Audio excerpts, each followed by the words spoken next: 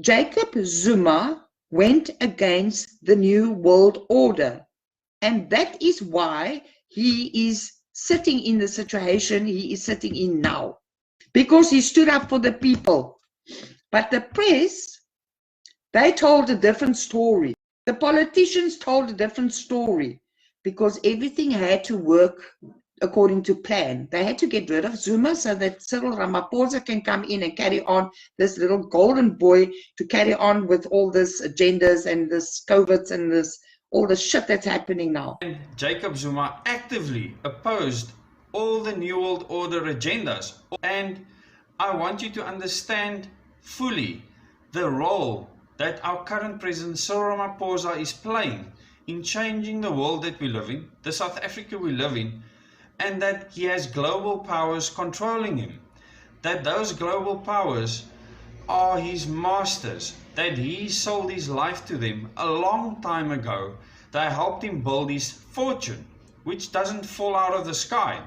The COVID-19 pandemic is but one of the means used by the world elite to establish this New World Order. Because there was a massive campaign launched against Jacob Zuma by the mainstream media and the rest of the world, and this campaign was deliberate. This deliberate campaign was very important for the New World Order agenda and ideology to continue within South Africa, because Jacob Zuma became a staunch fighter against the New World Order agents towards the end of his presidency. And obviously, because of that, he needed to be removed and was removed. Who better to use to do that than the mainstream media and the public? So the public was swept into a flurry around Jacob Zuma, and I will explain just now how easy it is to do that. Kufuneka i-ANC iphela amandla, kube khona abanye abazophatha, noma uma iqhubeka iphethe kube yilabantu babo abazozwa bona okufanele babe phambili. Base beyikhethele eqinisweni abantu ababafunayo ukuze iSouth Africa ihlukane nako konke lokho ekwenzayo, ilalele bona abantu bethu bahlupheke inguna phakade. So there's certain tribal aspects that a person needs to understand about Jacob Zuma, and he is a tribalist. He believes in the preservation of the Zulu people. He also believes in the preservation of true African culture.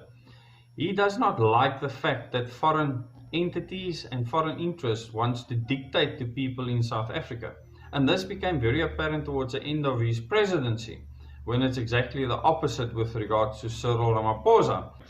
Zuma started fighting the New World Order. Believe it or not, Zuma, Jacob Zuma, the one that is accused of state capture, he is the one that stood up for the people of South Africa, whether you want to believe it or not, which we have evidence of. He stood up for the people, and then he is paying now for it big time. He's paying the price for it.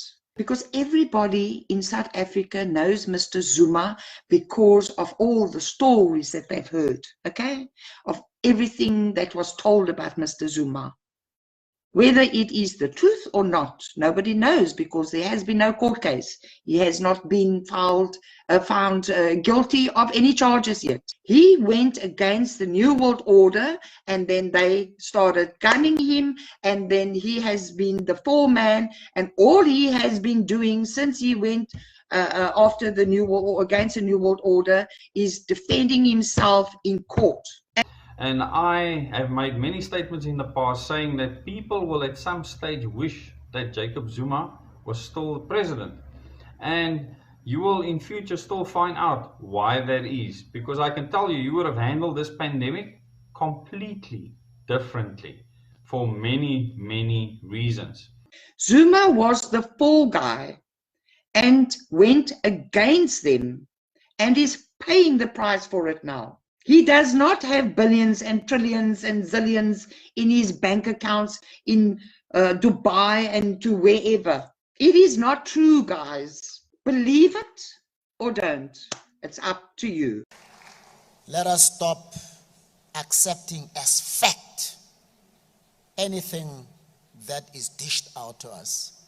I keep on telling people that one of the intelligence agencies, in fact two, the German and the American one, many years back, did research. It's a project that was started by Hitler.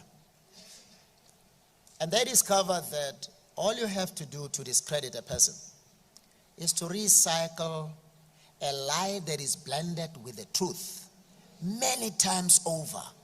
If you repeat it and repeat it and repeat it, ultimately, it's going to be accepted as truth.